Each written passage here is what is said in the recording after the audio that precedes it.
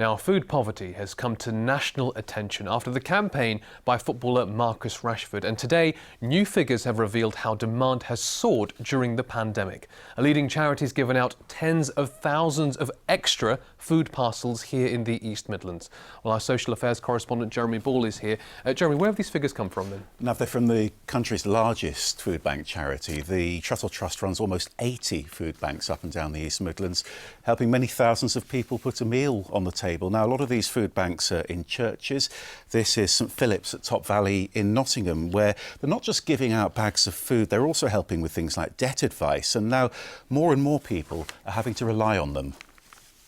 Well, we've heard a number of times stories that parents tell their children when they say, "Mummy and Daddy, why aren't you eating tea with us?" And they say to their children, "Well, don't worry, we'll have it when you've gone to bed." But the reality is there just isn't enough food at the moment in that household to feed everybody there. I think people are just desperate, people are just scared, people that think it would never happen to them, people who've worked all their lives now struggling to engage with a benefit system that they've paid into, but it's difficult to access the funds they need to support themselves and their families. So, Jeremy, how much impact is the pandemic having? Oh, there's been a huge rise in demand for these emergency food parcels. Today's figures cover 6 months to the end of September. Across the East Midlands, they gave out well over 60,000 food parcels. That's up by 42% on the same period last year. And just look at the figure here coming up in Leicester. Now, a staggering rise there. That number almost a 5-fold increase in food parcels this year. And the figure for Oadby and Wigston here isn't very far behind that. And is that a direct result of the extended lockdown in Leicester?